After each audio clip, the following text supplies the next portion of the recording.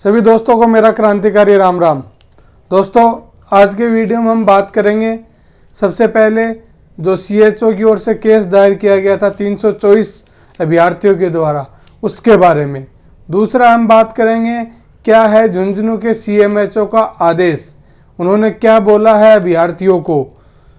तीसरी हम जो इम्पोर्टेंट है वो बात करेंगे क्या है आचार संहिता के बारे में नई अपडेट। जो आचार संहिता लगी हुई थी राजस्थान में विधानसभा चुनाव के मद्देनज़र, उसके बारे में क्या है अपडेट और हमें कैसे मिलेगी आगे ज्वाइनिंग, हमको क्या क्या आगे स्टेप उठाने पड़ेंगे जो कि अपने इस भर्ती के लिए अपने लिए पॉजिटिव होंगे।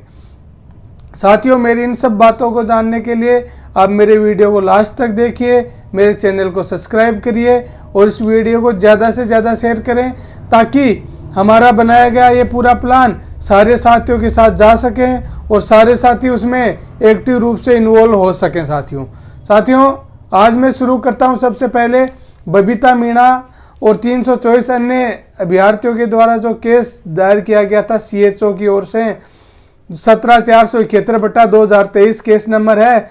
उस केस में 5 दिसंबर की सुनवाई थी। तो 5 दिसंबर की सुनवाई का जो कोर्ट का आदेश है वो आपके पास 1 से 2 दिन में आ जाएगा। लेकिन कोर्ट में जो क्या बात हुई है, क्या सीएचओ को बोनस मिल गया है, तो इसमें मेरी बात हुई है। जो कोर्ट में मौजूद थे, जो कोर्ट में साथी थे, उनसे बात हुई है। हालांकि इस बातों का मैं 100% इस पे विश्वास नहीं करूंगा, लेकिन फिर भी मैं बताऊंगा आपको कि उन्होंने बोला है कि जज ने उनको एश्योरेंस दिया है, उनको बोला है कि इनके जो सीएचओ हैं, इनके जो अनुभव प्रमाण पत्र था 4 मंथ इन्होंने जो काम किया था उसको कंसीडर किया जाए। और कंसीडर का मतलब यही है कि इनको अनुभव क्यों नहीं दिया जा रहा, इनको देना चाहिए साथियों। तो डायरेक्टली सीफू को उन्होंने आदेश दे दिया है कि इनका आप फाइल, इनका जो भी अनुभव प्रमाण पत्र है उसको आप देखें, उस पर अपनी प्रतिक्रिया दें। और प्रतिक्रिया ही नहीं है, ये सीएचओ के भाइयों के लिए बहुत बड़ी जीत है। जितने भी सीएचओ के साथी हैं उनके लिए बहुत बड़ी जीत है कि उनको अभी ये बोनस 99.99% मिल के ही रहेगा और ये मिल ही चुका एक तरीके से।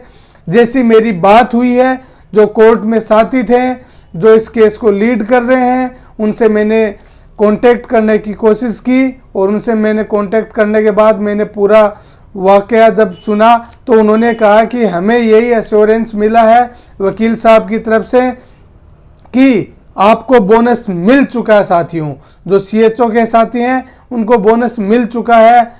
तो मैंने इसके बारे में, केस के बारे में ज़्यादा जानकारी प्राप्त करने की कोशिश की तो इसमें कम से कम 800 से 900 सीएचओ के साथी हैं जो कि इस बोनस के लिए संघर्षरत हैं। और जो 1-2 केस लगे हुए हैं और 1 आधा केस और लगने वाला है। जो सीएचओ के कुछ साथियों को जैसे ये बोनस का पता चला है तो जो कुछ और क्यू में थे उन्होंने भी केस दायर करने के लिए वकील के पास आज वो पहुंच चुके थे। ये खबर मेरे पास आज लगी है, ये ताज़ा खबर है कि सीएचओ का जल्दी ही एक केस और रजिस्टर होगा। तो कुल मिला के सीएचओ के 800 से 900, कम से कम 800 से 900 लोगों का जो बोनस मिलने का चांसेस हैं। तो उसमें मेरिट में कितना अंतर आ सकता है साथियों। मेरिट में हर जो कैटेगरी वाइज है, कैटेगरी वाइज कम से कम 1% डाउन हो सकता है, 1% अप जा सकती है उसकी मेरिट। 1% तक के जो अभ्यर्थी हैं, जो कॉर्नर वाले अभ्यर्थी हैं, उनके लिए खतरे की घंटी है साथियों। तो अब सबसे बड़ी चिंता उन्हीं को होगी क्योंकि सरकार बदल रही है। सरकार, नया मुख्यमंत्री अभी चुना जाना है। कौन नया मुख्यमंत्री बनेगा, कौन चिकित्सा मंत्री बनेगा, वो कितनी हमारी बातें सुनेगा, ये बहुत इंपॉर्टेंट बातें हैं। तो इसके लिए यदि अब हम कुछ नहीं कर सकते, मैं भी किसी का पक्ष नहीं ले सकता, आप भी किसी का नहीं ले सकते। ये तो जो भी डिसीजन देना है वो कोर्ट को देना है और इसकी पूरी व्याख्या जैसे ही ऑर्डर आते हैं मैं आपको पूरा ऑर्डर का एक एक वर्ड आपको मैं बताऊंगा जल्दी ही, वो वीडियो आपके पास जल्दी ही आएगा साथियों। लेकिन जो कोर्ट आदेश देगा उसको सर्वमान्य मानना पड़ेगा, आपको भी मानना पड़ेगा, हमें भी मानना पड़ेगा। तो अब जो बॉर्डर लाइन वाले साथी हैं उनको क्या करना चाहिए? उनको इस भर्ती में उनका एक तरीके से पहले घर में खुशियां आ चुकी थी, तो क्या अब उनकी नौकरी चली जाएगी? ऐसा कतई नहीं है साथियों। जैसा कि मैंने एक मेरे पहले की वीडियो में बताया था कि जो इनके वकील है, जो मिनिस्ट्री का जो वकील है स्वास्थ्य भवन का, उन्होंने बोला कि we have ample of vacancy, हमारे पास प्रचुर मात्रा में और वैकेंसीज हैं, यदि कोर्ट कोई डिसीजन देगा तो हम उनको शामिल कर लेंगे, जो हमारे एक्स्ट्रा कैंडिडेट्स होंगे। तो ये कोर्ट के आदेश, जो पहले वाला कोर्ट का आदेश था उसमें ये एम्पल ऑफ वैकेंसी के बारे में मैंने समझाया था, मेरे वीडियो में भी समझाया था। तो साथियों आपको डरने की जरूरत नहीं है, आपके लिए अलग से वैकेंसियां हो जाएंगी। लेकिन यह मत सोचना कि वो घर बैठे ही वैकेंसी बढ़ा देगी सरकार वैकेंसी ऐसे नहीं बढ़ा सकती, क्योंकि वैकेंसी बढ़ाने के लिए पहले वित्त विभाग की परमिशन लेनी पड़ती है, पहले सैंक्शन ऑर्डर चाहिए कि पोस्ट कहाँ कहाँ पे काम लेनी है। तो साथियों सरकार को बहुत सारी फाइलें इसके लिए चलानी पड़ती है, और जब तक वित्त विभाग का सैंक्शन नहीं आ जाता तब तक एक भी ये नई वैकेंसी अपनी तरफ से उसमें क्रिएट या ऐड नहीं कर सकते। तो इसके लिए अपन को बहुत सारे प्रयास करने पड़ेंगे, अपन को सबको एक साथ होना पड़ेगा। यदि वैकेंसी मिल जाती है, यदि सीएचओ को बोनस भी मिल जाता है, तो उस टाइम पे यदि आपके बीच में जो भी मनभेद है, मतभेद है, उनको बुला के और सारे के सारे जो नर्सिंग ऑफिसर के जो भी अभ्यर्थी हैं जिनका नंबर आ चुका है और जिनका यदि बोनस मिलने के बाद और आएगा, तो आप सबको एक साथ होके इस भर्ती प्रक्रिया को आप जल्दी करवाने के लिए और उसमें पोस्ट बढ़वाने की कोशिश करोगे। तो उससे क्या होगा, जो कुछ एकदम बॉर्डर लाइन पे अटके हुए हैं उनका भी नंबर आएगा, और जो आप सारे बंदे हैं आपका तो सिलेक्शन होना ही होना है, क्योंकि जिनका एक बार वेरिफिकेशन हो चुका है वो, ऐसा इतिहास में बहुत कम बार देखा गया है कि यदि या तो भर्ती ही कैंसिल हो जाती है और वरना उनको वापस हटाया नहीं जाता है साथियों। तो आप लोगों को डरने की बिल्कुल भी जरूरत नहीं है, और भर्ती कैंसिल होगी नहीं, क्योंकि अभी इस स्टेज पे जा चुकी है, सारा काम पूरा हो चुका है, और स्टाफ की जरूरत पूरे राजस्थान में है ही, क्योंकि बहुत सारे मेडिकल कॉलेज खुल चुके हैं साथियों। तो मैं अब आपको ये बोलूंगा कि अब नई सरकार आ रही है, नई सरकार का मुख्यमंत्री भी घोषित होने वाला है, उनका मंत्रिमंडल घोषित हो जाएगा।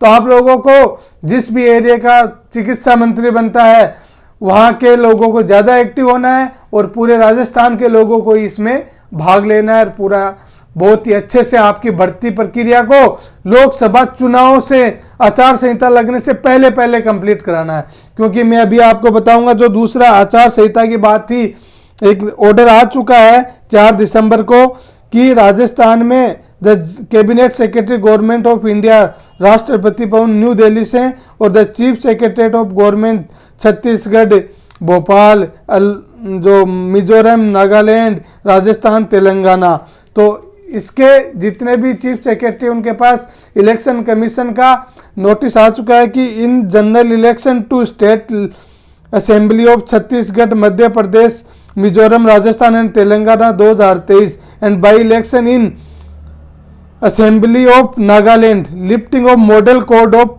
कंडक्ट, जो मॉडल कोड ऑफ कंडक्ट था उसको हटा दिया गया साथियों। मीन्स अब आचार संहिता नाम की चीज राजस्थान में भी नहीं है, तो अपन को तो राजस्थान से ही ज्यादा लेना है, तो आचार संहिता नहीं है। लेकिन सबसे इंपॉर्टेंट चीज बात यह है कि दूसरी आचार संहिता लगने से पहले पहले अपन को अपनी भर्ती प्रक्रिया को पूरा करवाना है। उसके लिए अपन को एक होकर संघर्ष करना पड़ेगा।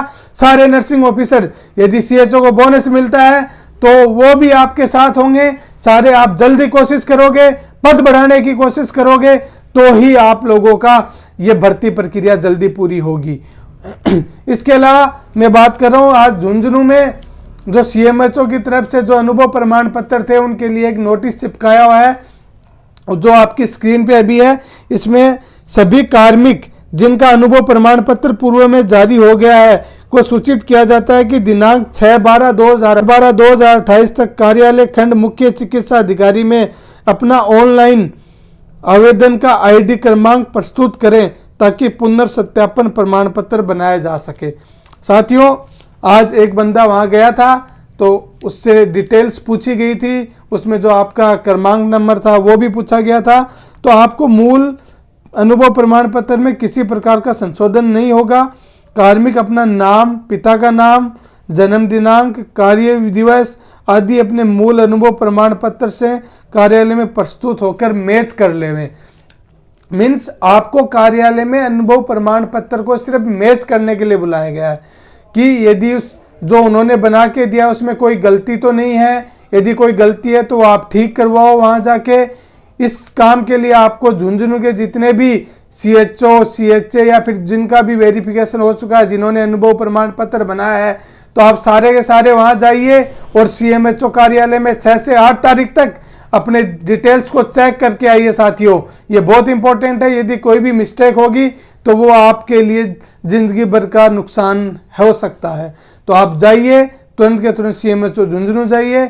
और इन्हीं सब बातों के साथ मैं आपको बोलता हूं मेरा क्रांतिकारी राम राम, नमस्कार। और इस वीडियो को इतना शेयर करिए साथियों, जिससे सब में ये क्रांति उत्पन्न हो सके और हम इस भर्ती को जल्दी से जल्दी पूर्वक करा सके साथियों।